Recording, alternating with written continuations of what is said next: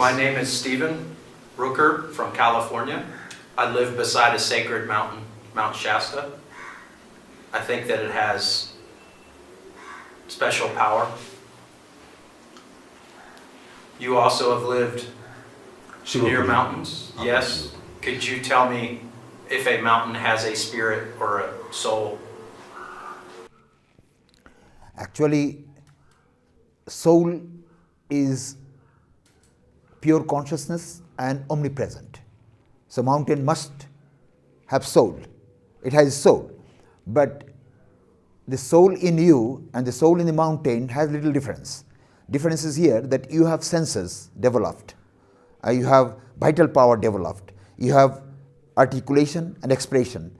But the language of the mountain to understand language of the mountain, you have to have special mind, because it doesn't have articulation like you. It has vibration. Moreover, mountain has very pure vibration, pristine, clear vibration of the spirit. Why? It is not contaminated by the material vibration of the cities or people, dwellings, people where they are populated. There they have their daily dealings of the matter. So the material vibration or anger, jealousy, and so on and so forth, all sorts of belligerent and vociferous tendencies are not there. So naturally the mountain is pure, where the holy souls want to dwell. A lot of spiritual masters in the world, in the history of the spiritual world, a lot of spiritual masters, they went to mountain and gave up their soul there, their emancipation. They received emancipation in the mountain. That's why you see a lot of spiritual experiences. Even in the modern time, the religions that are there, those who are propounders of these religions, like Christ, his sayings are called the Sermons on the Mount. Zarathustra, who was even earlier to Buddha, the Persian saint, he lived 12 years in the mountain, up in the mountain. And then Lao Tse, a Chinese saint, he lived up in the mountain and he became enlightened. Confucius lived in the mountain. And ancient Hindu sages, they also lived in the mountains and in the forests. And the largest Upanishad is called Brihadaranyaka Upanishad, the Upanishad which is composed in the depth of forests. So mountain is very pure, and when you meditate in the mountain, you have distinct experience of the existence of the great souls. When I lived up in the mountain for 22 years, and I had encountered many souls, unbelievable souls. I don't know their names. Even some souls I could recognize, great masters. And I had the vision of even gods and goddesses, I am a student of science. I studied physics, chemistry, mathematics, all these things. And I believed in the eternity of God, and I believed in meditation, yoga. I practiced yoga, Raja Yoga, concentration. But in the process of practicing that yoga and meditation, I have visioned these great souls and great, even the godly figures, which some people may think that, it may be hallucination or it may be illusion. No. It is precise, it is clear. And other experiences, yogic experiences, I had when I learned my meditation near the ocean. I'm in Calcutta, near Calcutta, Berhampur.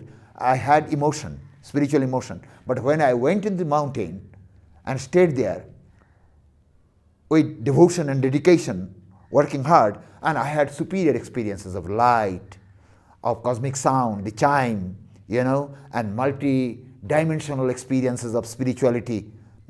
So these experiences came from the mountain. That's why I love mountain, and I still live in the mountain. This is the mountain, at the foot of the mountain that I meditated for long. I live at the foot of this, Duralnikantha, Shivapuri mountain.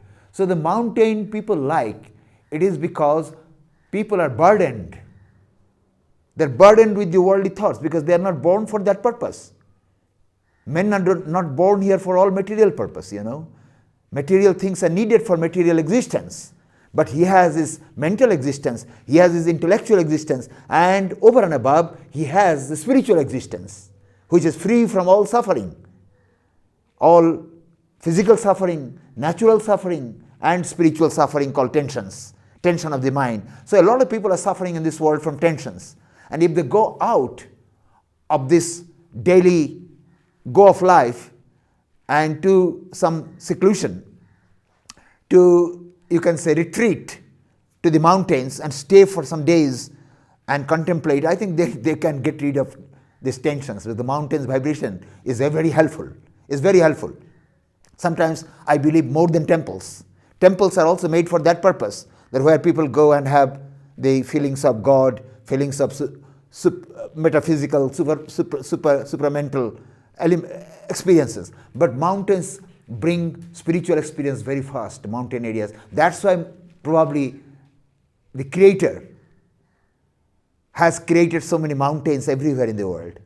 Because world is for fulfilling their desires, worldly desires, and mountain is to fulfill their aspiration for the divine. That is the mountain. That is the value of mountain. Am I all right? Moses went to the Mount of Sinai Sinai, yes. often, and he got the vision in the bushes. Okay, he So, got a vision there. So Moses also went to would that Mount. be- You would can that see be that. connected to this idea?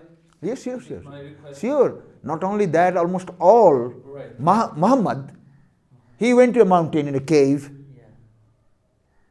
There is a phrase, if Muhammad would not go to mountain, mountain would come to Muhammad. So that shows the connection of the great masters with the mountains. So mountain is a very good place for spiritual rapid development, rapid spiritual knowledge and experience development. But for that, a person should have some spirit of detachment and renunciation. Because if one has gone to the mountain, but his mind is busy with the worldly, preoccupied with the worldly things, then it doesn't happen easily. One should have this particular point, one must remember. Because during my stay up there in the mountain, many people came to live like me. They got tempted, seeing me very happy living up there. Many people came from over the world to see me there. And some people even tried to stay like me, but they couldn't stay because they were occupied with their girlfriend, with their family, with their money, with their bank. I gave up everything. Everything. I completely depended on the divine. They let me see whether he exists and takes care of me, as it is mentioned in the Gita and in the Bible both. Seek as thou first the kingdom of God and his righteousness, and all these things will be added unto thee. Anannas chintante yomang satatang parjupashate tesam nittavijuktanam yogakshemam bahammam. The one who is completely dedicated to me, I take care of his needs.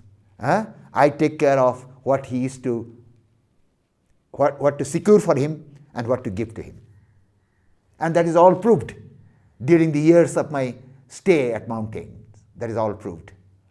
And the thing that I received there is still lingering with me. That is my bank balance. Inner happiness.